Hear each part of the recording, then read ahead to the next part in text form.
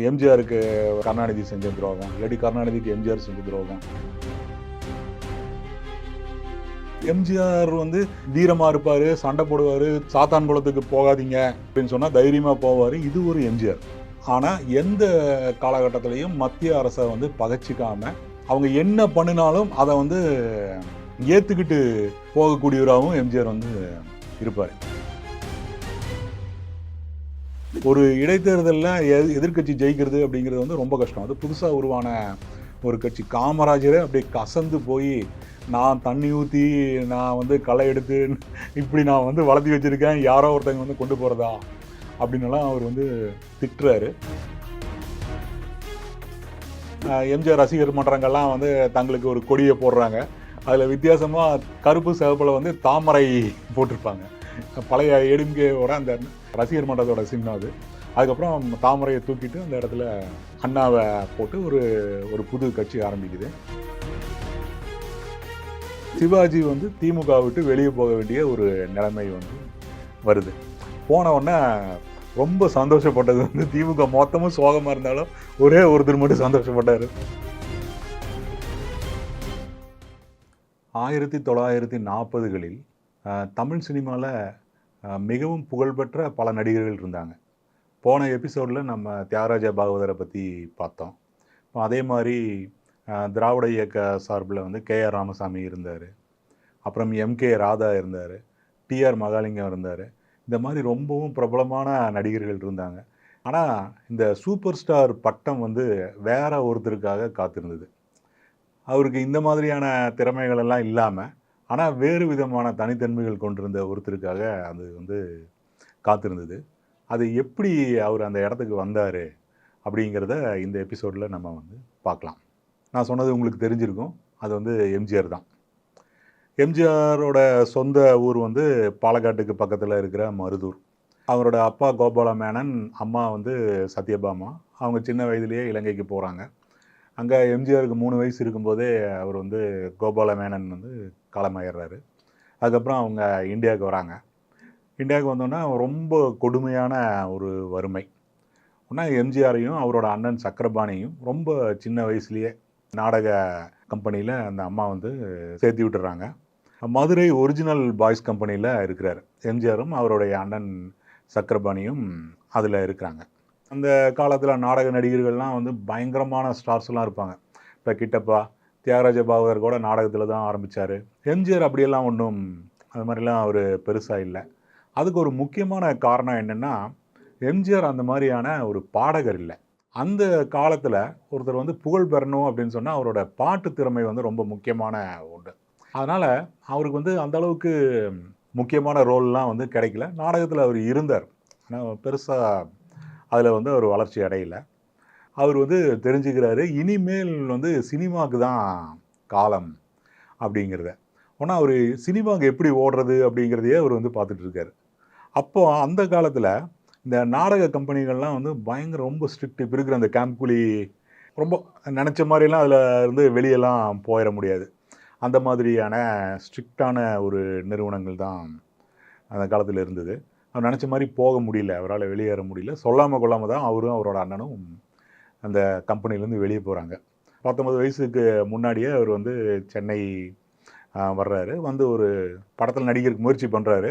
அதுக்கப்புறம் சதிலீலாவதியில் அவருக்கு வாய்ப்பு கிடைக்குது, ஒரு சின்ன ஒரு ரோல். அப்புறம் அவர் அதுக்கப்புறம் ஒரு 11 வருஷம் குட்டி குட்டியாக நிறைய ரோலில் அவர் நடிக்கிறார். அவருக்கு அந்த எம்கே ராதான்னு சொல்லிட்டு ஒரு ஃபேமஸான நடிகர் அப்போ இருப்பார். இந்த பாசவலைன்னெல்லாம் ஒரு படம் ரொம்ப நாளைக்கு முன்னாடி எங்கேயாவது பழைய தியேட்டரில் பார்த்துருக்கிறதுக்கு வாய்ப்பு இருக்குது. அதெல்லாம் நடிச்சிருப்பார் அவர். அந்த காலத்தில் பிரபலமான ஒரு நடிகர். அவர் எம்ஜிஆருக்கு தன்னோட படங்களில் சின்ன சின்ன ரோல்லாம் கொடுத்ததா எம்ஜிஆர் நான் என் பிறந்தேல்னு தன்னோட வாழ்க்கை வரலாறில் அவர் சொல்கிறாரு. இப்படி நிறைய படங்களில் அவர் நடிக்கிறாரு. அதுலேயும் அவரால் பிரேக் பண்ண முடியல, சின்ன லெவலில் தான் இருக்கார். அப்போ அவருக்கு என்எஸ் கிருஷ்ணன் பழக்கமாகிறார். அவர் இவர்கிட்ட அந்த பெரியார், சுயமரியாதை இயக்கம், பிராமண எதிர்ப்பு இதை பற்றியெல்லாம் பேசுகிறாரு. எம்ஜிஆரும் அதை தன்னோட வாழ்க்கை வரலாறு சொல்கிறார். என்எஸ்கேவோட அனுபவங்களை பற்றியெல்லாம் சொல்கிறாரு. அப்போது அவங்க இருந்த அந்த நாடக கம்பெனியில் எல்லாருக்கும் சைவ சாப்பாடு தான் போடுவாங்களாமா. இப்போ என்எஸ்கே வந்து இல்லை அசைவம் போடணும் அப்படின்னு சொல்கிறாரு. ஆனால் அது எப்படி இவர் ஐயரு தானே சமையல்காரரு, அவர் எப்படி அசைவம் சமைப்பார் அப்படின்னா, அப்போ எங்களுக்கு ஐயர் வேண்டாம் அப்படின்ட்டு என்எஸ்கே வேற ஒருத்தரை வந்து ஏற்பாடு பண்ணுறாரு. ஏற்பாடு பண்ணோன்னா அப்புறம் நாடக கம்பெனி பதறி போய் வந்து வாரத்தில் 2 நாள் அசைவம் அசைவம் மீதி நாளெல்லாம் வந்து சைவம், அசைவத்துக்கு ஒரு சமையல்காரரை நீங்கள் வச்சுக்கோங்க அப்படின்னு சொல்கிறாரு. ஸோ எம்ஜிஆருக்கு வந்து இப்படியெல்லாம் இதெல்லாம் கண்ணு முன்னாடி அவர் வந்து பார்க்குறாரு. ஆனால் அவர் வந்து ஒரு பெரியாரிஸ்ட் ஆகலை. அவர் காந்தியவாதியாக தான் அவர் வந்து இருக்கிறார். காங்கிரஸ் மேலே தான் அவருக்கு வந்து ஒரு நெருக்கம் எப்பவுமே இருந்தது. அவர் சொல்லுவார், நேதாஜி காங்கிரஸை விட்டு 1939 அந்த பட்டாபி சீதாராமையாக்கு காந்தி சப்போர்ட் பண்ண தொடங்கணுன்னா நான் காங்கிரஸ்லேருந்து விலக தொடங்கிட்டேன் அப்படின்னுலாம் எம்ஜிஆர் சொல்லுவார். ஆனாலும் கூட அவர் காங்கிரஸ்காரராகவே தான் இருந்திருக்கார். அவரோட திருமணத்தில் கூட அவர் கதர் கட்டி தான் திருமணம் பண்ணினதாக அவர் வந்து சொல்கிறாரு. எந்த இடத்துல வந்து அது சேஞ்ச் ஆகுது அப்படின்னு சொன்னால் 1947 ராஜகுமாரின்னு ஒரு படத்தில் கதாநாயகனாக நடிக்கிறதுக்கு அவருக்கு வாய்ப்பு கிடைக்குது. இந்த ராஜகுமாரி படத்துக்கு வந்து கதை வசனம் கருணாநிதி. அந்த நேரத்தில் தான் கருணாநிதி வந்து எம்ஜிஆர் கிட்ட சுயமரியாதை இயக்கத்தையும் பெரியாரையும் அண்ணாவையும் இவங்களை பற்றியெல்லாம் பேசுவார். எம்ஜிஆர் வந்து காந்திய நூல்களை கருணாநிதிக்கு கொடுப்பாரு அப்படின்னு சொல்லி நெஞ்சுக்கு நீதியில் கருணாநிதி எழுதியிருக்காரு. அப்போது வந்து முதலாக கருணாநிதி வந்து அண்ணா எழுதின பணத்தோட்டம், இந்த பொருளாதாரம் அதை பற்றின ஒரு திராவிட இயக்க பார்வையை முன்வைக்கிற ஒரு நூல், அதை வந்து எம்ஜிஆருக்கு கொடுக்குறாரு. எம்ஜிஆருக்கு வந்து அது தனக்கு ரொம்பவும் பிடிச்சிருச்சு. அண்ணாதுரையை வந்து நான் ஏறக்குறைய ஒரு தலைவராக ஏற்றுக்க தொடங்கிட்டேன் அப்படின்னு சொல்லி அவர் சொல்கிறார். ஆனால் அப்படி நடந்துக்கிட்ட மாதிரி தெரியல. அவர் வந்து சொல்கிறார், பின்னாடி எழுதுகிற விஷயங்கள்லாம் நான் அண்ணாவோட பிரதான சீடன் வந்து தான் அப்படின்னு கிளைம் பண்ணிக்கிற காலகட்டங்களில் இதை வந்து சொல்கிறாரு. ஆனால் உண்மையில் நடந்த விஷயம் வந்து வேறு. அந்த டயத்தில் அண்ணா சிவாஜி கண்ட இந்து ராஜ்யம் அப்படிங்கிற ஒரு நாடகம் எழுதுகிறார். அந்த நாடகத்தில் நடிகருக்கு எம்ஜிஆரை தான் ஃபஸ்ட்டு ஃபிக்ஸ் பண்ணுறாங்க. அப்புறம் எம்ஜிஆர் அந்த நாடகத்தை படிச்சுட்டு அதில் கொஞ்சம் சேஞ்சஸ் எல்லாம் பண்ணணும் அப்படின்னு நினைக்கிறாரு. ஏன்னா அதில் ரொம்பவும் பார்ப்பனிய எதிர்ப்பு அதெல்லாம் வந்து இருக்குது, சேஞ்சஸ் பண்ணணும் அப்படின்னு நினைக்கிறாரு. அண்ணா கிட்ட சொல்லியோ சொல்லாமையோ சேஞ்ச் பண்ணவும் ட்ரை பண்ணுறாரு. ஏன்னா அண்ணா வந்து 49 அந்த மாதிரியான அந்த டயத்தில் வந்து உடச்சிட்டு வர்ற டைம், தீக்காலேருந்து உடச்சிட்டு வர்ற அந்த டைம். அதுக்கப்புறம் இது ரொம்ப மோசம், இந்த மாதிரி வந்து அந்த அண்ணா எழுதின நாடகத்தை மாற்றுறது அப்படிங்கிறதும் சரியில்லை, ஆனால் இதில் இப்படியே நடிக்கிறதும் சரியில்லை, இதுலேருந்து நம்ம விலகிக்கலாம் அப்படின்னு சொல்லிட்டு எம்ஜிஆரோட அண்ணன் சொன்னதை கேட்டு எம்ஜிஆர் அதுலேருந்து வெளியே வந்துடுறாரு. அதுக்கப்புறம் அந்த நாடகத்தில் சிவாஜி நடிக்கிறார். நடித்ததுக்கப்புறம் சிவாஜி வந்து பயங்கர ஃபேமஸ் ஆகிடுறாரு. பெரியாரெலாம் வந்து பார்த்துட்டு இது என்ன நடிப்பு அப்படின்னு சொல்லிட்டு அப்போ தான் சிவாஜிங்கிற பட்டம் கொடுக்குறாங்க. ஸோ எம்ஜிஆர் வந்து அப்பவும் கூட அப்படியெல்லாம் அவர் வந்து பெரியாரிஸ்டாலாம் ஆகலை. அவர் கொஞ்சம் அப்படியும் இப்படியுமா தான் அவர் வந்து இருந்துகிட்டு இருக்கார். ஆனால் இந்த டீம் கருணாநிதி எம்ஜிஆருங்கிற ஒரு டீம் வந்து புகழ் பெற தொடங்கிடுது. மந்திரி குமாரி, மருதநாட்டு இளவரசி, இந்த மாதிரியான அதெல்லாம் எழுதுகிறாரு. இது வந்து 52க்கு முன்னாடி. 52ல் பராசக்தி வருது. பராசக்தி வந்து சூப்பர் டூப்பர் ஹிட்டு. அந்த மாதிரி சினிமா வந்து அது வரைக்கும் வந்ததில்லை. ஏன்னா நமக்கே தெரியும் 45 வரைக்குமே அது தியாகராஜ பாகவதரோட காலம். அதுக்கப்புறமும் இந்த பாட்டு பாடுற கதாநாயகர்களுடைய காலம். கொஞ்சம் கொஞ்சம் இடையில சமூக படங்கள்லாம் வந்து ட்ரை பண்ணி சிலதெல்லாமே இருந்தாலும் கூட தமிழ் சினிமா முழுசும் வெளியே வரவே இல்லை. அதில் மிகப்பெரிய ஒரு பிரேக். இந்த மாதிரி அரசியலை பேச முடியுமா அப்படின்னு ஷாக் கொடுத்த ஒரு படம் வந்து பராசக்தி. அதுக்கு பின்னாடி வந்து எம்ஜிஆர் வந்து தெரிஞ்சுக்கிறார், திராவிட இயக்கம் வந்து நமக்கு ரொம்ப யூஸ் ஆகும் அப்படின்னு சொல்லி எம்ஜிஆர் வந்து தெரிஞ்சுக்கிறாரு. அவங்களோட ஒரு நெருக்கத்தை வந்து காட்ட தொடங்குறார். அப்போ தான் 53ல் ஒரு நாடகத்துக்கு வந்து போகிறாங்க. அந்த நாடகத்தில் தான் எம்ஜிஆருக்கு கருணாநிதி வந்து புரட்சி நடிகர் அப்படிங்கிற பட்டத்தை வந்து கொடுக்குறாரு. எம்ஜிஆர் அந்த பட்டத்தை அப்படி பிடிச்சிக்கிறார். ஏன்னா சிவாஜியை வந்து தனக்கு ஒரு போட்டியாக அவர் வந்து பார்க்க தொடங்கிட்டார். அப்போது வந்து உண்மையிலேயே திராவிட இயக்கத்துக்கு நெருக்கமான ஆள், புரட்சிகரமான ஆள், முற்போக்கான ஆள் வந்து தான் அப்படிங்கிறதுக்கு அந்த புரட்சி நடிகர் அப்படிங்கிற அந்த பட்டம் வந்து அவருக்கு ரொம்பவும் யூஸ்ஃபுல்லாக இருக்குது. அப்போது பெரும்பாலும் இளைஞர்கள் தானே, உத்வேகமாக வேகமாக வளர்ந்து வந்துட்டு இருக்கிற ஒரு இயக்கம். அதனுடைய சப்போர்ட் அப்படிங்கிறது இவரையும் கூட சேர்த்தி கூட்டிகிட்டு போகுது. எம்ஜிஆர் வந்து வேறு படங்கள்லேயும் நடித்தாலுமே கூட தன்னோட முற்போக்கு இமேஜை வந்து அவர் தொடர்ந்து மெயின்டைன் பண்ணிகிட்டே தான் வந்து இருக்கிறார். 54ல் மலைக்கள்ளன் படத்தில் நடிக்கிறார். மலைக்கள்ளன் படம் வந்து நாமக்கல் ராமலிங்கம் பிள்ளை அவருடைய கதை. அவர் வந்து காங்கிரஸோட ஆஸ்தான கவிஞர், காங்கிரஸ்காரர். அதில் தான் அந்த பாட்டு வருது. எத்தனை காலம்தான் ஏமாற்றுவார் இந்த நாட்டிலே, அந்த பாட்டு வருது. அது பயங்கர ஹிட் ஆகுது. எம்ஜிஆர் கிட்ட ஒரு ஷார்ப்னஸ் இருக்கும். இவ்வளோ நேரத்தில் நீங்கள் வந்து தெரிஞ்சிருப்பீங்க. எம்ஜிஆர் வந்து ஃபஸ்ட்டில் கண்டுபிடிப்பார். இனிமேல் சினிமாவுக்கு தான் இது, நாடகம் வந்து வேலைக்காகாது. இந்த மாதிரி சில விஷயங்கள்லாம் எம்ஜிஆர் முதல்ல கண்டுபிடிப்பார். இந்த மாதிரியான பாட்டுகளுக்கு வந்து மக்கள்கிட்ட ஒரு வரவேற்பு இருக்குது அப்படிங்கிறத எம்ஜிஆர் வந்து தெரிஞ்சுக்கிறார். அதுக்கப்புறம் தான் நடிக்கிற எல்லா படத்துலையும் இப்படி ஒரு ஒரு தத்துவ பாட்டை வைக்கிறது அப்படிங்கிறத ஒரு ஸ்ட்ரிக்டான ஒரு ரூலாக பின்பற்ற தொடங்குறாரு. அப்புறம் பட்டுக்கோட்டை கல்யாண சுந்தரம் அவங்களோட பாடல்களையெல்லாம் அவங்களையெல்லாம் பயன்படுத்துறது, தன்னை வந்து ஒரு ரொம்ப முற்போக்காளராக, ஏழை பங்காளனா இப்படியெல்லாம் ப்ரொமோட் பண்ணிக்கிறது அப்படிங்கிறத அவர் வந்து எடுத்துக்கிறாரு. அதே நேரத்தில் தான் சிவாஜி ஒரு தப்பு பண்ணுறாரு. இது என்ன அப்படின்னா, சிவாஜி வந்து பராசக்தியிலலாம் நடித்து திராவிட இயக்கத்துக்கு நெருக்கமானவராக இருந்த மாதிரி இருந்தாலும் கூட, அவரும் மனதளவில் பகுத்தறிவுவாதியாக இல்லை அப்படின்னு காட்டுற மாதிரி ஒரு சம்பவம் நடக்குது. அவர் திருப்பதிக்கு போயிட்டு வர்றார்.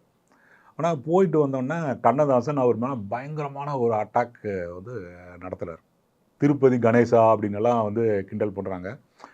இதுதானே கிடையாது, கண்ணதாசன் எழுத தொடங்கினா எப்படி எழுதுவாருன்னு தெரியும். அவர் போட்டு தாக்குறாரு. உடனே எம்ஜிஆர் வந்து என்ன பண்ணுறாருன்னா, கண்ணதாசனுக்கு வந்து ஒர்க்கெல்லாம் ப்ரொவைட் பண்ணுறாரு. அடுத்தடுத்த படத்தில் கண்ணதாசனுக்கு வந்து வாய்ப்பு கொடுக்குறாரு, பாட்டு எழுதுறதுக்கு சான்ஸ் எல்லாம் கொடுக்குறாரு. அப்போ அதான சிக்னல், இந்த விஷயத்துக்காக தான் இது வந்து கொடுக்கப்படுது அப்படிங்கிறத வந்து தெரிஞ்சுக்கிறாரு.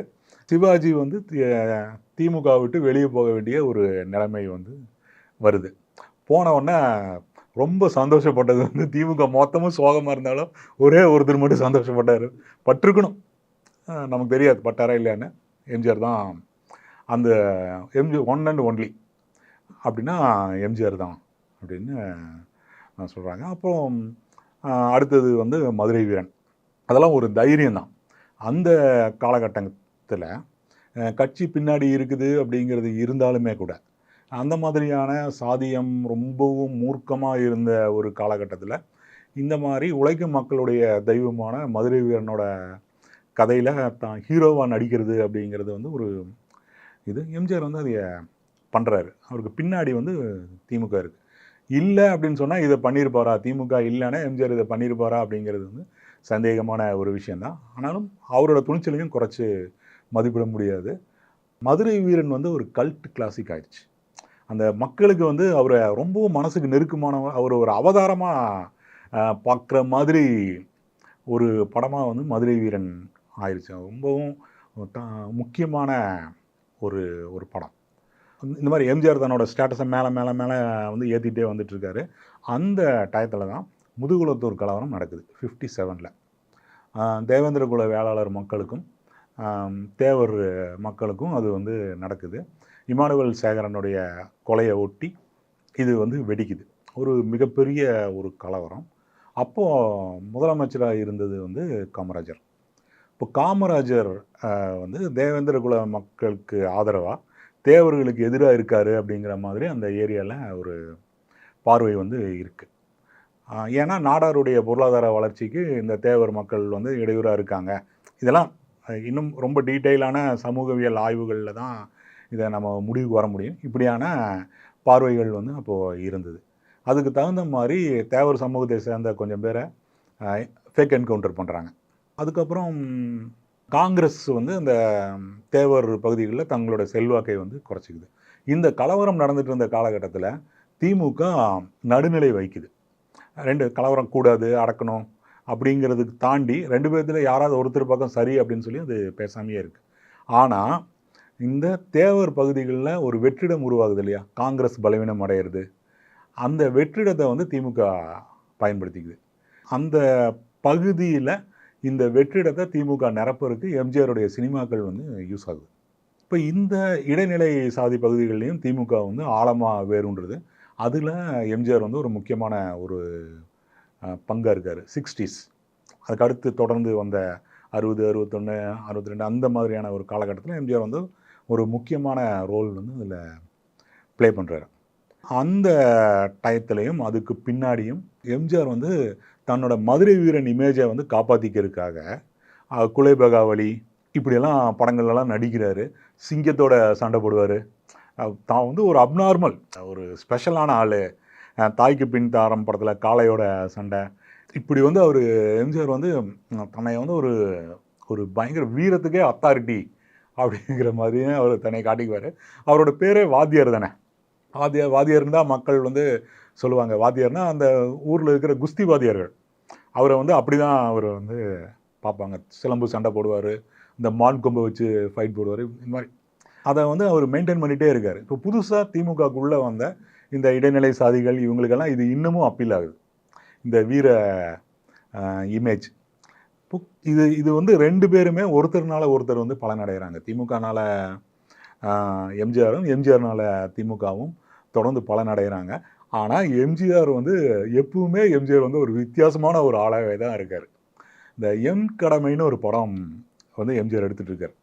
அந்த டயத்தில் என்னென்னா, திமுகவுடைய பலம் அதிகமாகிறது காமராஜர் பார்த்துட்டே இருக்கார். அப்போ அவர் சிவாஜியை தன்னோட இணைச்சிக்கிறாரு. அப்போ எம்ஜிஆரையும் வந்து இணைக்கிறதுக்கான ஏதாவது நடந்திருக்கலாம், என்னன்னு தெரில. அந்த டயத்தில் எம்ஜிஆர் வந்து காமராஜரை போய் பார்த்துட்டு வந்துடுறாரு. ஆனால் பார்த்துட்டு வந்துட்டு, அண்ணா எனக்கு வழிகாட்டி, காமராஜர் எனக்கு தலைவர், சம்திங் இந்த மாதிரி வந்து அவர் சொல்கிறாரு. அப்போ அண்ணா வந்து ஜெயிலில் இருக்கார். ஆனால் திமுக முழுக்க பயங்கர கோபம். என்ன இப்படி கட்சி மேலே ஒரு அட்டாக் நடந்துட்டு இருக்குது, அந்த நேரத்தில் இந்த மாதிரி பேசுகிறதா?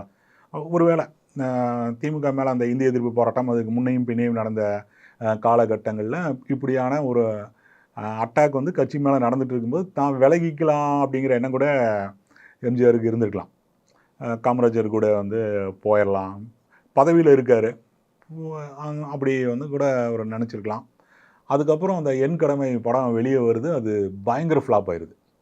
திமுககாரங்க யாரும் அந்த படத்துக்கு வந்து போகவே இல்லை. படம் வந்து பயங்கரமான ஃப்ளாப். எம்ஜிஆர் படம் இந்த மாதிரி ஃப்ளாப்லாம் ஆனதே கிடையாது. எம்ஜிஆர் வந்து பயந்துடுறாரு. அப்புறம் திருப்பியும் திமுக கூடயே இணைஞ்சு பயணிக்க தொடங்கிடுறாரு. ஆனால் அண்ணாவும் பெருந்தன்மையாக தப்பாக கிளப்பி விட்டாங்க, தம்பி வந்து திருப்பியும் வந்துட்டது நல்லதான் அப்படின்னு சொல்கிறாரு. அந்த நேரங்களில் தான் எம்ஜிஆர் வந்து நடிகர் சங்கத்துக்கு வந்து அவர் செயலாளர் ஆகிறாரு. நடிகர் சங்கத்தில் செயலாளராக ஆனதுக்கப்புறம் அந்த நிர்வாகம் அது மொத்தத்தையும் ஒரு சூப்பர் ஸ்டார் வந்து செயலாளராக இருக்கார் அப்படின்னு சொன்னால் அவர் ஆக்டிவாக இருக்க மாட்டார். ஆனால் எம்ஜிஆர் வந்து மொத்த சினிமா துறையின் மேலேயும் தன்னோட ஒரு ஆதிக்கத்தை நிலைநாட்டுறதுக்கு அதை வந்து அவர் பயன்படுத்திக்கிறாரு. அப்போது இசைத்துறையில் ஒருத்தருக்கு அவார்டு கொடுக்கணும் அப்படின்னு சொல்லிட்டு அந்த காமராஜர் காலத்தில் கேட்கும்போது கேபி சுந்தராம்பாளுக்கு கொடுக்கலாம் அப்படின்னு சொல்லி எம்ஜிஆர் வந்து சொல்கிறாரு. ஸோ அந்த அவர்கிட்ட அந்த கொஞ்சம் ஆன்டி பிராமணிசம் இருந்திருக்கிறதுக்கு வாய்ப்பு இருக்குது. ஏன்னா அவருக்கு கேபி சுந்தராம்பாளுக்கு உரிய அங்கீகாரம் கிடைக்காமையே இருந்துகிட்ருக்கு அப்படின்னு சொல்கிறது. ஸோ எம்ஜிஆர் வந்து தன்னை எக்யூப் பண்ணிக்கிறாரு, நிர்வாகம், அந்த துறை மேலே தன்னுடைய ஆதிக்கத்தை நிலைநாட்டுறது. இப்படி இந்த காலகட்டத்தில் அண்ணா வந்து காலமாகிறார். அதுக்கு முன்னாடியே பல சந்தர்ப்பங்களில் எம்ஜிஆரோட செல்வாக்கு திமுகவில் எந்த அளவுக்கு இருந்தது அப்படிங்கிறத வந்து காட்டுது. எப்படின்னா, ஒரு மீட்டிங்கில் கண்ணதாசன் பேசிகிட்டு இருக்கும்போது எம்ஜிஆர் வர்றார். எம்ஜிஆர் வந்தோடனே கூட்டம் வந்து கண்ணதாசனை மறந்துடுச்சு, எம்ஜிஆர் தான் அப்படின்னு சொல்லிடுது. அதுக்கப்புறம் கண்ணதாசன் எம்ஜிஆருக்கு பரம விரோதியாக மாறிடுறாரு. எம்ஜிஆரை திட்டி கதையெல்லாம் எழுத தொடங்கிடுறாரு. ரொம்பவும் கண்ணதாசன் வந்து ரொம்ப சென்சிட்டிவான ஒரு கவிஞர், பயங்கரம் வந்து கடுப்பாயிடுறாரு. என்ன இருக்குன்னு உன் பின்னாடி இவ்வளோ பேர், இந்த மாதிரி கேள்வியெல்லாம் வருது. எம்ஜிஆர் வந்து இதை ஒரு தந்திரமாகவே பயன்படுத்துவார். எப்பவுமே கொஞ்சம் லேட்டாக வருவார், கொஞ்சம் முன்னாடி போயிடுவார். இப்படி கொஞ்சம் வேலைகள்லாம் வந்து எம்ஜிஆர் வந்து செய்வார். இந்த கூட்டம் வந்து தனக்கானது அப்படின்னு காட்டுறதுக்கு வந்து அவர் எப்பவுமே ட்ரை பண்ணிட்டு இருப்பார். அண்ணாவே கூட இதில் வந்து அவர் பாதிக்கப்படுறாரு. ஆனால் அவர் வந்து பெருந்தன்மையாக என்னை மன்னிச்சிட்டாரு அப்படின்னு சொல்லி எம்ஜிஆர் என்னோட வாழ்க்கை வரலாறுல நான் என் பிறந்தேன்ல எழுதுகிறார். அதுக்கப்புறம் மந்திரி திமுக ஜெயிக்கிற அந்த டயத்தில் தான் எம்ஜிஆர் சுடப்படுறார். எம்ஆர் ராதா நான் அதை பற்றி ரொம்ப டீட்டெயிலாக வந்து எழுதியிருக்காங்க. அப்போ திக காமராஜரை சப்போர்ட் பண்ணுது. அதில் பல்வேறு விரோதங்கள்லாம் இருந்துட்டு இருந்த ஒரு டைம். எம்.ஆர். ராதா வீடு வந்து எம்ஜிஆர் வீட்டுக்கு பக்கத்து வீடு. அவர் வந்து எம்.ஆர். ராதா டவுன் ஆகிட்டு இருக்காரு. ஒரு மிகப்பெரிய ஒரு நடிகர், ரொம்ப செல்வாக்கான ஒருத்தர். அவரோட இது டவுன் ஆகிட்டு இருக்கு. எம்ஜிஆரோட செல்வாக்கு வந்து பயங்கரமாக வளர்ந்துட்டு இருக்கு. இந்த மாதிரி பல பிரச்சனைகள்லாம் அவங்க 2 பேர்த்துக்குள்ளே ஏதோ ஒரு சிக்கல் ஏற்பட்டது. அதில் வந்து எம்ஜிஆர் வந்து சுடப்படுறார். அது அவர் எம்ஜிஆரோட ஃபோட்டோ கழுத்தில் கட்டு போட்டு அந்த ஃபோட்டோலாம் ஒட்டுறாங்க. ஒரு பெரிய அனுதாப அலை வருது. அதை தவிரவும் திமுக அந்த இடத்த நோக்கி நகர்ந்துட்டே இருக்குது. ஃபஸ்ட்டு 5 சீட்டு, அதுக்கப்புறம் 50 சீட்டு, இப்படி அது வளர்ந்துட்டே வந்துட்டுருக்கு. நேச்சுரலி இந்திய எதிர்ப்பு போராட்டம் வேறு அப்போ தான் நடந்து முடிஞ்சிருக்கு. அப்போ ஜெயிக்கிற ஒரு இடத்துக்கு திமுக வந்துருச்சு. அது இல்லைனாலும் ஜெயிச்சிருக்கலாம். இது வந்து அந்த வெற்றியை வந்து இன்னும் உறுதிப்படுத்துச்சு. இப்போ ஜெயிச்சிட்றாங்க. ஜெயிச்சதுக்கப்புறம் அண்ணா வந்து மந்திரி சபை பட்டியலை எம்ஜிஆருக்கு அனுப்புகிறார். ஆனால் அதில் பார்த்துட்டு அதில் ஆதித்தனார் பேர் இருக்கிறத எம்ஜிஆர் விரும்பலை. அவங்க 2 பேர்த்துக்குள்ளே ஒரு பிரச்சனை இருக்குது. எம்ஜிஆர் சொல்கிறாரு. சொன்னோன்னே அது பட்டியலிருந்து அதை எடுத்துகிட்டு அவரை வந்து சபாநாயகராக ஆக்குறாங்க. அந்த அளவுக்கு வந்து எம்ஜிஆருக்கு திமுகவில் செல்வாக்கு இருந்திருக்கு. அண்ணா இருந்துட்டு இருந்த ஒரு டயத்திலேயே. அதுக்கப்புறம் அண்ணா காலமான உடனே நெடுஞ்செழியன் தான் அடுத்த முதலமைச்சர் ஆவார் அப்படிங்கிற ஒரு நிலைமை இருக்குது. அதற்கப்புறம் கட்சியோட ரேங்க் அண்ட் ஃபைல் வந்து கருணாநிதியை ஆதரிக்குது.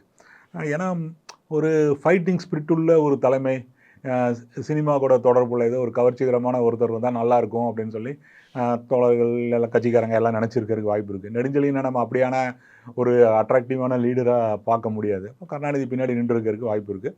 அதே மாதிரி கருணாநிதியும் நல்ல ஆர்கனைசர், திறமையான ஒரு ஆர்கனைசர். அப்போது அவரை எல்லாரும் ஆதரிக்கிறாங்க. எம்ஜிஆர் இதை பார்க்குறாரு. பார்த்துட்டு எல்லாரும் கருணாநிதியை தான் ஆதரிக்கிறாங்க அப்படின்னோடனே காற்று இந்த பக்கம் தான் அடிக்குது அப்படின்னு முடிவு பண்ணி எம்ஜிஆரும் கருணாநிதியை ஆதரிக்கிறார். அந்த காலம்தான் 2 பேரும் ரொம்ப ரொம்ப க்ளோஸாக இருந்த காலம்.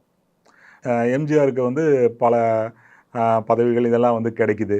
எம்ஜிஆர் வந்து சினிமாவில் அவர் தான் கிங்கு, முடிசூடா மன்னனாக வந்து அவர் இருக்கிறாரு. ஆட்சியிலையும் அவருக்கு வந்து செல்வாக்கு இருக்குது. இப்படியெல்லாம் நடக்குது ஒரு காலம். அப்புறம் 72ல் பாராளுமன்ற தேர்தலை இந்திரா காந்தி அறிவிக்கிறாங்க. அப்போது சட்டசபைக்கும் இது கூடயே சேர்ந்து தேர்தல் நடத்திடலாம் அப்படின்னு சொல்லி முடிவு பண்ணுறாங்க. தேர்தல் நடக்குது. அந்த டயத்தில் 2 பேருமே ரொம்பவும் சீரியஸாக ஒர்க் பண்ணுறாங்க, எம்ஜிஆரும் கருணாநிதியும். அப்போது அருணன் வந்து ஒரு சுவாரஸ்யமான சம்பவத்தை வந்து சொல்கிறார். எம்ஜிஆரும் தேங்காய் சீனிவாசனும் பிரச்சாரத்துக்காக போயிட்டுருக்காங்க. ஆனால் தேங்காய் சீனிவாசன் நெளிஞ்சிட்டே இருக்கிறார். என்ன நெளிகிறீங்க அப்படின்னு சொல்லி எம்ஜிஆர் கேட்குறாரு. என் கால் கடியில் ஏதோ ஒரு மூட்டை இருக்குது, அது என்னன்னு தெரில, ஒழுங்காக உட்கார முடியல அப்படின்னு. இத்தனை பெரிய மூட்டையை எதுக்கு கொண்டு போயிட்டுருக்கீங்க அப்படின்னு சொல்லி தேங்காய் சீனிவாசன் கேட்குறாரு. என்ன மூட்டை இது அப்படின்னு சொல்லி. பிரித்து தான் பாருங்களேன் அப்படின்னு பார்த்தா உள்ள ஃபுல்லும் பணக்கட்டு. இப்போ சொல்கிறார் எம்ஜிஆர், நான் பல மாவட்டங்களுக்கு நம்ம போக வேண்டியிருக்கு, பல கூட்டங்களில் பேச வேண்டியிருக்கு, எக்கச்சக்கமான கிளைக்காரங்களை நம்ம பார்க்க வேண்டியிருக்கு, பணம் தேவைப்படும் இல்லை அப்படின்னு சொல்லி. இப்போ எம்ஜிஆரோட பணபலம், எம்ஜிஆரோட புகழ், இது எல்லாமே அதில் வந்து யூஸ் ஆகுது. எம்ஜிஆர் வந்து தன்னால் முடிஞ்ச அளவுக்கு சீரியஸாக அவர் வந்து ஒர்க் பண்ணுறாரு. அதுக்கப்புறம் 72ல் திமுக வந்து ஸ்வீப், 182 83 சீட்டு வந்து திமுக ஜெயிக்குது. காமராஜர், ராஜாஜி 2 பேரும் சேர்ந்து நிற்கிறாங்க. 2 பேரும் தோற்று போகிறாங்க. திமுக தான். அதுக்கப்புறம் எம்ஜிஆர் வந்து கருணாநிதி கிட்ட தனக்கு ஒரு மந்திரி பதவி வேணும் அப்படின்னு சொல்லி கேட்குறாரு. நீங்கள் வந்து நடிச்சிட்ருக்கீங்க, நடிக்கிறத விட்டுட்டு நீங்கள் வந்தீங்கன்னா மந்திரி கொடுக்கலாம். எம்ஜிஆருக்கு வந்து சினிமாவை விடுறதுல விருப்பம் இல்லை. இல்லை நான் வந்து அவர் வந்து அதுக்கப்புறம் மந்திரி பதவியை கேட்குறதில்ல. ஆனால் அதுக்கு அப்புறமா கருணாநிதி வந்து தன்னோட மகனை நடிக்க வைக்கிறார், மூகா முத்துவை. ஒரே நாளில் மூகா முத்து ரசிகர் மன்றம்னு தமிழ்நாடு முழுக்க மன்றங்கள் வந்து முளைக்குது. ஆனால் அந்த படத்தை வந்து கிளாப் அடித்து தொடங்கி வைக்கிறது எம்ஜிஆர். அப்புறம் அந்த படம் வெளியே வந்ததுக்கப்புறமா அவர் பேசுகிறார், நீ என்னை மாதிரியே நீங்கள் வந்து நடிக்க ட்ரை பண்ணுறீங்க, அப்படி இல்லை, உங்களுக்கு ஒரு தனித்தன்மை வேணும் அப்படின்னு அறிவுரையெல்லாம் சொல்லிட்டு போயிடுறாரு. ஆனால் போக போக தனக்கு மந்திரி பதவி கிடைக்கல. அதே சமயத்தில் தன்னை ஓரம் கட்டுறதுக்கு வந்து இவங்க ட்ரை பண்ணுறாங்க. இப்போ தன்னோட மகனை கொண்டு வர்றாரு, ப்ரமோட் பண்ணுறதுக்கு ட்ரை பண்ணுறாரு. இப்படியெல்லாம் இருக்கும்போது அவர் கொஞ்சம் கொஞ்சமாக அதில் வந்து விலகிறாரு. கருணாநிதிக்கும் இது வந்து பிரச்சனையாகுது. மதுரையில் நடந்த ஒரு கூட்டத்தில் எம்ஜிஆர் பேசி போயிடுறாரு. போன உடனே மொத்த கூட்டமும் காலியாயிடுறது. இது இது வந்து இந்த ஆளை வளர விடக்கூடாது அப்படிங்கிற ஒரு ஒரு எண்ணம், இதெல்லாம் வந்து வருது. இப்போ கொஞ்சம் கொஞ்சமாக 2 பேர்த்துக்கு இடையில அந்த அந்த டிஸ்டன்ஸ் வெளியே வருது. அது எல்லாருக்குமே தெரியும். பிரேக்கில் முடியுது. திமுக உடையுது. திமுக உடைஞ்சோடனே திமுகலேருந்து அதிமுக வருது. இதில் இன்னும் ஒரு விஷயத்தை வந்து பார்க்கணும். இது வெறும் ஈகோ கிளாஷு. எம்ஜிஆருக்கு வந்து கருணாநிதி செஞ்ச துரோகம், இல்லாட்டி கருணாநிதிக்கு எம்ஜிஆர் செஞ்ச துரோகம், இப்படி முடியாது. இதில் வந்து நிறையா பிரச்சனைகள் வந்து இருக்குது. அந்த காலகட்டத்தில் தமிழ்நாடு மிகப்பெரிய ஒரு மாற்றத்துக்கு உள்ளாகுது. பசுமை புரட்சி நடந்து முடிஞ்சிருக்கு. கிராமப்புறத்தில் ஒரு புது வகையான ஆளும் வர்க்கம் உருவாயிருக்கு. இடைநிலை சாதிகளில் இருந்து, இப்போ தேவர், கவுண்டர், வன்னியர், இந்த மாதிரியான இடைநிலை சாதிகள் வந்து மேட்டு நிலங்களில் தான் இவங்க விவசாயம் பண்ணிட்டு இருந்தாங்க. லேண்ட்லார்ட்ஸ் இருந்தாலும் கூட ரொம்பவும் ஃபெர்டைலான செழிப்பான நிலங்கள் வந்து தஞ்சை பகுதிகளில் வேளாளர், பிராமின்ஸு இப்படி தான் இருந்தது. ஆனால் இந்த பசுமை புரட்சிக்கு பின்னாடி இது வந்து மாறுது. இவங்க எல்லாருமே திமுகவில் இருக்கிறாங்க. ஆனால் திமுக வந்து அடிப்படையில் ஒரு நகர்ப்புற அறிவாளி வர்க்கத்துடைய ஒரு கட்சி, இன்டலெக்சுவல்ஸ் அந்த மாதிரி சிட்டியில் இருக்கிற ஒரு கட்சி. அதில் இருக்கிறவங்க பெரும்பாலும் நகர்ப்புறத்தில் இருக்கிற வக்கீல்கள், இப்படி தொழிலதிபர்கள். இப்போ இங்கே இருக்கிற ஜிடி நாயுடு இருப்பார். அப்புறம் எக்கச்சக்கமான நான் பிராமின் லாயர்ஸ் வந்து திமுகவில் தான் இருப்பாங்க. இப்படி இவங்களுடைய ஒரு கட்சி, கவிஞர்கள், எழுத்தாளர்கள், இப்படி ஒரு அர்பனின் நகரமயமான ஒரு கட்சி. கிராமப்புறத்தில் வந்து அது இருந்தாலும் அதனுடைய வேர்கள் வந்து வீக்கான வேர்கள் தான். இப்போது இந்த கிராமப்புற வர்க்கங்கள் வந்து புது வலிமை அடையும் போது இவங்க நகரங்களில் தங்களோட இன்வெஸ்ட்மெண்ட்டோடு வர்றாங்க. அந்த கட்சியில் ஆதிக்கம் செலுத்துறதுக்கு வந்து ட்ரை பண்ணுறாங்க. அப்போது திமுகவில் ஸ்பேஸ் இல்லை, ஃப்ளெக்சிபிளாக அது வளைஞ்சு கொடுக்கறதுக்கும் வழி இல்லை. ஏதோ ஒரு கட்டத்தில் இந்த வர்க்கங்கள் வந்து வெளியே போக வேண்டிய ஒரு சூழ்நிலை இருக்குது. ஏன்னா புதுசாக அக்குமுலேட் பண்ணின அதிகாரம், அந்த அதிகாரத்திலிருந்து வந்த ஏராளமான ஒரு பணம், அந்த மூர்க்கத்தனத்தில் தான் கீழவன்மணி, பசுமை புரட்சியோட அந்த ஆரம்ப கட்டங்கள் தான் இது. இந்த புதுசாக வர்ற இந்த பணம், அதிகாரம், படைபலம், இவங்க எல்லாருமே அந்த மாதிரியான ஆள்பலம் உள்ள ஆட்களும் கூட. ஸோ இவங்க வந்து தங்களுக்கான ஒரு அமைப்பு வேணும் அப்படிங்கிற ஒரு எண்ணத்தை நோக்கி இவங்க வந்து நகர்றாங்க. இந்த முரண்பாடும் பர்சனலாக கருணாநிதிக்கும் எம்ஜிஆருக்கும் அதில் இருக்கிற நெடுஞ்செழியன் போன்ற தலைவர்களுக்கும் இடையில் இருந்த முரண்பாடும் ஒன்றா இணையுது. இந்த கட்டத்தில் தான் எம்ஜிஆர் வந்து உடையிறாரு. அப்படின்னா எம்ஜிஆருக்கு வந்து உடைக்கிறதுக்கான நம்பிக்கையை வந்து இந்த வர்க்கங்கள் கொடுத்துருக்கிறதுக்கு எல்லா வாய்ப்புமே இருக்குது. ஏன்னா எம்ஜிஆர் கூட வெளியே வந்தது எல்லாம் யார் அப்படின்னு சொன்னால் காளிமுத்து, இந்த மாதிரி ஃபஸ்ட்டு 9 எம்எல்ஏக்களும் 2 எம்பிக்களும் வர்றாங்க. இவங்க எல்லாருமே பெரும்பாலும் தென் மாவட்டங்கள், இந்த பகுதியில் இருந்து வர்றவங்க தான் எம்ஜிஆர். தென் மாவட்டங்கள், அப்புறம் 1-2 இந்த மாதிரி இந்த பின்னணி. இப்போ காளிமுத்து எல்லாம் நீங்கள் பார்த்தீங்கன்னா நம்ம ஏற்கனவே சொன்னோம் இல்லையா, அந்த தேவர் சமூகம், அந்த பின்னணியிலேருந்து வந்தவர். இப்படிப்பட்ட ஆட்கள் தான் வெளியே வர்றாங்க. அப்படிங்கும்போது அந்த மாபெரும் வலிமை வாய்ந்த விவசாய வர்க்கங்கள் வந்து எம்ஜிஆர் பின்னாடி நிற்கிது. எம்ஜிஆர் அதை உடைச்சிட்டு வெளியே வர்றாரு. வெளியே வந்ததுக்கப்புறம் அதுக்கு கொஞ்சம் முன்னாடியே எம்ஜிஆர் ரசிகர் மன்றங்கள்லாம் வந்து தங்களுக்கு ஒரு கொடியை போடுறாங்க. அதில் வித்தியாசமாக கருப்பு சிவப்பில் வந்து தாமரை போட்டிருப்பாங்க. ஏடிஎம்கேவோட ஒரு க்ரூயல் ஐரணின்னு வச்சுக்கோங்களேன். பழைய ஏடிஎம்கேவோட அந்த ரசிகர் மன்றத்தோட சின்னம் அது. அதுக்கப்புறம் தாமரையை தூக்கிட்டு அந்த இடத்துல அண்ணாவை போட்டு ஒரு புது கட்சி ஆரம்பிக்குது. அதனுடைய சின்னம் வந்து இரட்டை இலை. இந்த இரட்டை இலை வந்து யாரை குறிக்குது? இரட்டை இலை அப்படிங்கிறது முளைவிடும் பயிர், ரைட்டா? முளைவிடும் பயிர் அப்படிங்கிறது வந்து விவசாயிகளோட ஒரு அடிப்படை. எம்ஜிஆரை ஆதரித்தவங்களில் ரொம்ப முக்கியமானவங்க, எம்ஜிஆரோட சப்போர்ட் பேஸ் யார் அப்படின்னு பார்த்தீங்கன்னா பெண்கள் முக்கியமாக, 2வது தலித்துகள், பெரும்பாலும் கூலி அந்த குத்தகை விவசாயிகளாக, பண்ணை அடிமையாக இருக்கிறவங்க. இவங்க தங்களை வந்து விவசாயிகள்னு கம்பீரமாக சொல்லியிருப்பாங்களாங்கிறது வந்து டவுட். அப்போது இந்த இரட்டை இலை சின்னம் வந்து யாரை குறிக்குது அப்படின்னு சொன்னால் கிராமப்புற ஆதிக்க சாதி அதிகார வர்க்கங்கள், அவங்கள வந்து அது குறிக்குது அப்படின்னு சொல்லிட்டு நம்ம ஊகிக்கலாம். ஒரு சின்னம் அப்படிங்கிறது விவசாயிகளை காட்டுது. தன்னை ஆதரிக்கிற வர்க்கங்களுக்கு ஒரு பெரிய மகிழ்ச்சியை கொடுக்கும். இது நம்மளோட கட்சி அப்படிங்கிற ஒரு நம்பிக்கையை கொடுக்கும். அதே நேரத்தில் இப்போ சாதாரணமாக ஒரு ரிக்ஷா எடுக்கிற தொண்டர் வந்து ஒரு நகரத்து சுவரில் போய் ஒரு 2 இதை போட்டுவிட்டு ரெட்டை இலையை வந்து வரைஞ்சி விட்டுட்டு போயிட முடியும். பெரிய கஷ்டமெல்லாம் இப்போ பசுவும் கன்றும் அப்படின்னு வந்து காங்கிரஸ் வைக்குது. அதை நீங்கள் ஏதாவது பண்ண முடியுமா? அது பயங்கர இந்துத்துவ அடிப்படையான ஒரு சின்னம் தான்.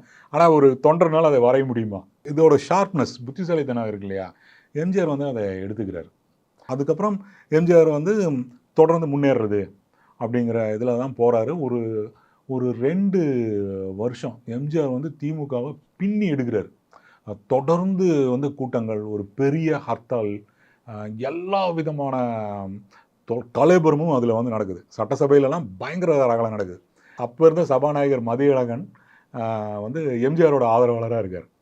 அவர் வந்து முதல்ல வந்து திமுக மேலே நம்பிக்கை இருக்கா இல்லையான்னெல்லாம் பார்க்கணும் அப்படின்னு அந்த மாதிரிலாம் அவர் வந்து சொல்கிறாரு. சட்டசபை கூடுது. மதியழகன் வந்து ஒன்று சொல்கிறாரு. உடனே திமுககாரங்க பக்கத்தில் ஒரு சேரை போட்டு உட்கார வச்சு இவர் தான் சபாநாயகர்னு இன்னொருத்தர் உட்கார வைக்கிறாங்க. ஆனால் அவர் வந்து மற்றவங்க மைக்கெல்லாம் ஆஃப் பண்ணிடுறாருங்க. அப்புறம் திமுககாரங்க சட்டசபை வேலையை வந்து வழக்கம் போல் செய்கிறாங்க. அந்த டயத்தில் எம்ஜிஆர் வந்து 90 நிமிஷம் பேசுகிறார், மைக்கே இல்லாமல். என்ன பேசினாருன்னு யாருக்கும் தெரியல. அது வேறு விஷயம். ஆனால் 90 நிமிஷம். நீங்கள் இப்போ எம்ஜிஆரை பற்றி வெளியே இருக்கு இல்லையா, அவருக்கு வந்து பேச்சு வராது, அவர் வந்து கொஞ்சம் பயந்துக்குவார், அந்த மாதிரியெல்லாம் வந்து அது ஒரு டிட்டர்மைண்டு. மத்திய மாநில உறவுகளில் இந்திரா காந்தியோட நெளிவு சுழிவாக விட்டு கொடுக்கறது, முடிஞ்ச வரைக்கும் அட்ஜஸ்ட் பண்ணி போகிறதுங்கிறத கடைபிடிச்சாலும் கூட தனிப்பட்ட விவகாரங்களில் எம்ஜிஆருக்கு அந்த பிடிவாதமும் டிட்டர்மினேஷனும் வந்து அவருக்கு இருந்திருக்கு. ஒரு பந்த் வந்து அதிமுக அந்த டயத்தில் நடக்குது. அந்த டயத்தில் வந்து திமுக ரொம்பவும் சீரியஸ் ஆகி கண்மூடித்தனமாக வந்து நடந்துக்க தொடங்குது. விருதாச்சலத்தில் மாணவர்கள் வந்து ஒரு ஊர்வலம் போகிறாங்க. இந்த ஊழல் இந்த மாதிரி பல்வேறு குற்றச்சாட்டுகளை சொல்லி திமுகவை எதிர்த்தும் அதிமுகவை ஆதரிச்சும் போகிறாங்க. அது மேலே தடியடி நடக்குது. அதில் ஒருத்தர், ஒரு வயசான காங்கிரஸ் தியாகி ஒருத்தர் கொல்லப்படுறாரு. அவர் எப்படி வந்தார் என்னன்னு அவர் வந்து கொல்லப்படுறாரு. அதுக்கப்புறம் தமிழ்நாடு மொத்தத்துலேயும் மாணவர்கள் வந்து தொடர்ந்து போராட்டம், ஆர்ப்பாட்டம், ஊர்வலத்தில் வந்து இறங்குறாங்க. இதே மாணவர்கள் வந்து 7-8 வருஷத்துக்கு முன்னாடி திமுகவுக்கு ஆதரவாக நின்றவங்க, துப்பாக்கி எல்லாத்துக்கும் எதிராக வந்து நின்றவங்க. இந்த மாதிரி அதுக்கு முன்னாடி அண்ணாமலை பல்கலைக்கழகத்தில் கருணாநிதிக்கு டாக்டர் பட்டம் கொடுக்கும்போது அதில் நடந்த ஒரு போலீஸ் அத்துமீறலில் ஒருத்தர் கொல்லப்பட்டதா வந்த ஒரு தகவல். அது கொல்லப்பட்டது அப்படின்னு வந்து எல்லாருமே சொல்கிறாங்க. அந்த ஃபேமிலியே அதுக்கப்புறம் அது நாங்கள் இல்லை, எங்கள் பையன் இல்லை அப்படின்னு சொன்னதெல்லாம் சொல்லுவாங்க. இது எல்லாமே கூட வந்து ஒரு கெட்ட பேரை வந்து ஏற்படுத்தியிருக்கு.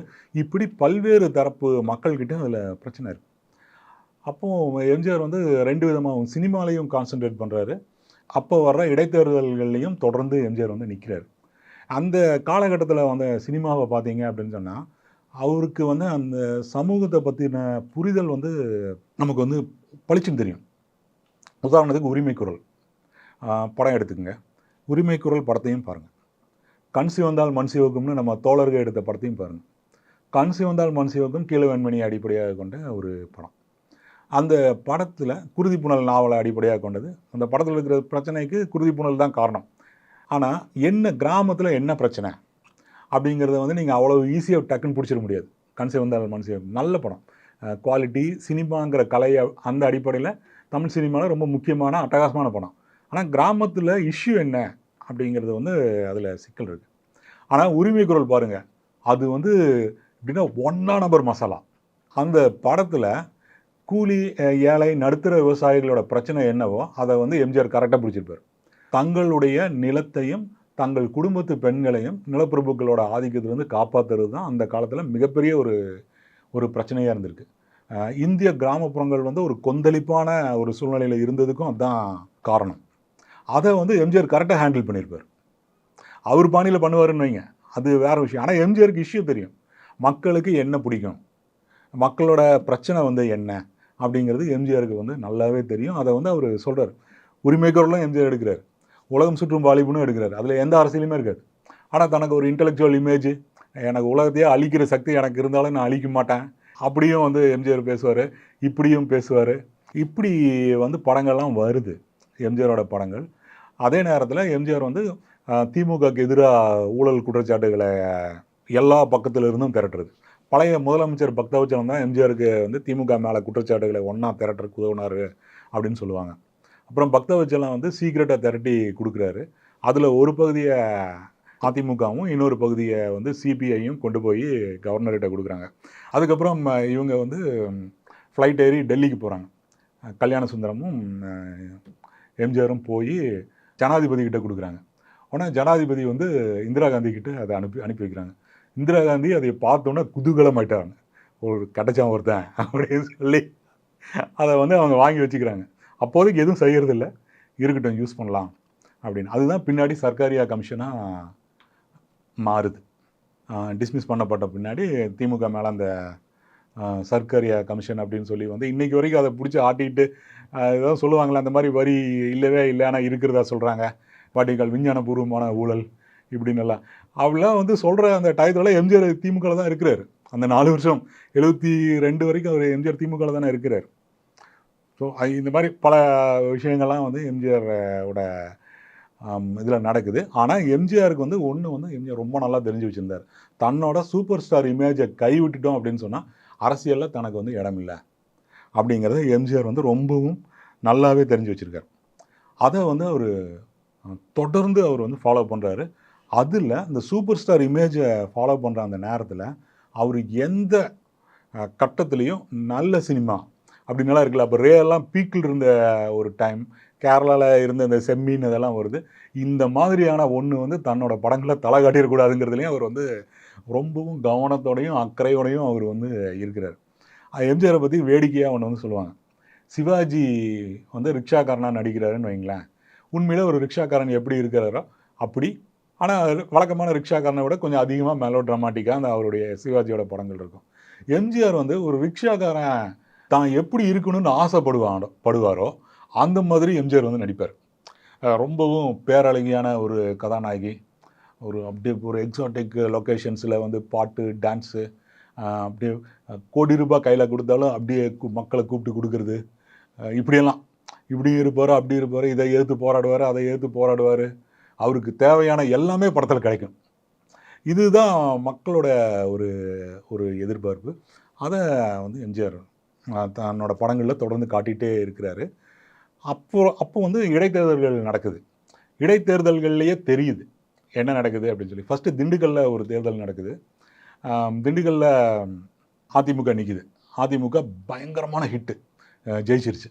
2வது இடத்துல காமராஜரோட ஸ்தாபன காங்கிரஸ், 3வது இடத்துல தான் திமுக வருது. அதுக்கப்புறம் அடுத்த தேர்தல் வந்து இங்கே சிங்காநல்லூர் இந்த பகுதியிலையும் மக்களவை தொகுதி இதுக்கும் பாண்டிச்சேரிக்கும் வருது. வந்த உடனே இங்கே பார்வதி கிருஷ்ணன் நிற்கிறாங்க. அங்கே வந்து எம்ஜிஆர் ஏடிஎம்கே நிற்கிது. இங்கே வந்து இவருக்கு வந்து பிரச்சனை இருக்குது எம்ஜிஆருக்கு. தன்னுடைய பலம் வந்து கிராமப்புறம், அதுவும் தென் மாவட்டங்கள். இங்கே எல்லாம் நகர்ப்புற பகுதிகளில், அதுவும் கம்யூனிஸ்ட்டு அப்போல்லாம் ரொம்ப ஸ்ட்ராங்காக இருந்த காலகட்டமில் சிபிஎம் சிபிஐ, இந்த இடத்துல வந்து தன்னால் ஜெயிக்க முடியுமா அப்படிங்கிற ஒரு சந்தேகம் வந்து எம்ஜிஆருக்கு இருந்துகிட்டே இருக்குது. அதே மாதிரி தான் நடக்குது. என்னென்னா அதிமுக கூட்டணி ஜெயிக்குது, ஆனால் அந்த மார்ஜின் வந்து ரொம்ப கம்மியாக இருக்குது. பாண்டிச்சேரியில் 700 ஓட்டோ 800 ஓட்டுலேயோ தான் அதிமுக கூட்டணி ஜெயிக்குது. இங்கே வந்து 3000 ஓட்டுக்குள்ளே தான் இது வந்து ஜெயிக்குது. ஸோ இப்போ ஒரு கூட்டணி வேணும் அப்படிங்கிறத அவர் தெரிஞ்சுக்கிறாரு. இப்போ இந்த மாதிரி ஒவ்வொரு கட்டமாக தாண்டி போகிறாரு. எமர்ஜென்சி வருது, திமுக ஆட்சி வந்து கலைக்கப்படுது. திமுக ஆட்சி கலைக்கப்படுது. அதுக்கு அடுத்து ஒரு தேர்தலில் ஏறக்குறைய எம்ஜிஆர் ஜெயிக்கிறது அப்படிங்கிறது எம்ஜிஆர் நல்லாவே தெரியும். ஏன்னா இது வரைக்கும் அப்படி தான் நடந்திருக்கு. எல்லா இடைத்தேர்தல்லையும் ஒரு இடைத்தேர்தலில் எதிர்கட்சி ஜெயிக்கிறது அப்படிங்கிறது வந்து ரொம்ப கஷ்டம். அது புதுசாக உருவான ஒரு கட்சி. காமராஜரே அப்படியே கசந்து போய், நான் தண்ணி ஊற்றி நான் வந்து களை எடுத்து இப்படி நான் வந்து வளர்த்தி வச்சுருக்கேன், யாரோ ஒருத்தங்க வந்து கொண்டு போகிறதா அப்படின்னுலாம் அவர் வந்து திட்டுறாரு. அப்புறம் அவர் சொல்கிறார், உடனே கலைச்சிடலாம், எமர்ஜென்சியை டிக்ளேர் பண்ணோன்னே திமுக ஆட்சியை கலைச்சிடலாம் அப்படின்னு இந்திரா காந்தி விரும்பினதாகவும், காமராஜர் வந்து இப்போ கலைச்சிங்கன்னா அதிமுக தான் வரும், கொஞ்சம் பொறுங்கன்னு சொல்லி ஒரு வருஷம் தள்ளி போட்டதாகவும் சொல்லுவாங்க. எம்ஜிஆர் வந்து வீரமாக இருப்பார், சண்டை போடுவார், துடிச்சலாக இருப்பார். சாத்தான் குளத்துக்கு போகாதீங்க தேர்தல் பிரச்சாரத்துக்கு அப்படின்னு சொன்னால் தைரியமாக போவார். இது ஒரு எம்ஜிஆர். ஆனால் எந்த காலகட்டத்திலையும் மத்திய அரசை வந்து பகைச்சிக்காமல், அவங்களுக்கு அவங்க என்ன பண்ணினாலும் அதை வந்து ஏற்றுக்கிட்டு போகக்கூடியவராகவும் எம்ஜிஆர் வந்து இருப்பார். இப்போ டிஜிபி மோகன்தாஸோட எம்ஜிஆர் மேன் அண்ட் மித் அந்த நூலில் ஒரு இன்சிடெண்ட்டை வந்து சொல்கிறார்.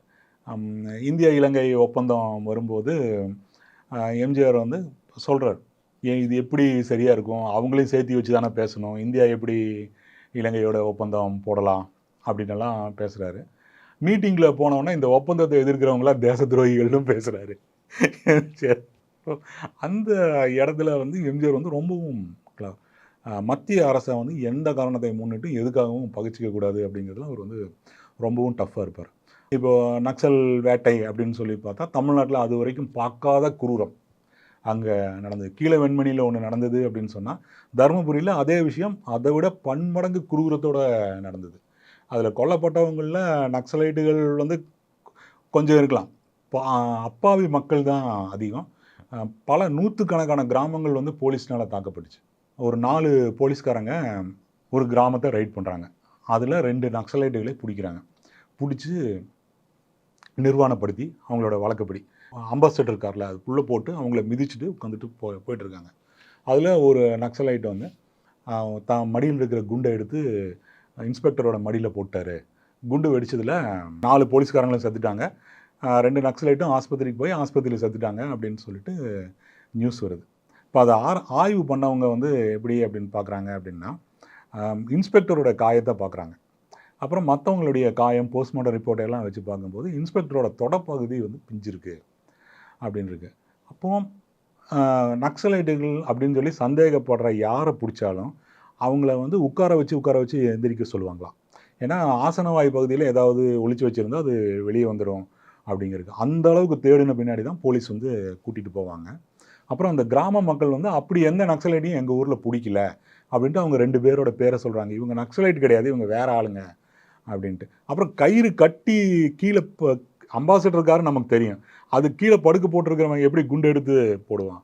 அப்போ போலீஸ் வந்து ஃபேக் என்கவுண்டர் பண்ணுறதுக்காக தன்னோட மடியில் இருக்கிற பையில் வந்து அவர் குண்டு வச்சுருந்துருக்கணும், அது வெடிச்சிருக்கிறதுக்கு வாய்ப்பு இருக்குது அப்படின்னு சொல்லி ஒரு ரிப்போர்ட்டை வந்து அவங்க தயாரிக்கிறாங்க.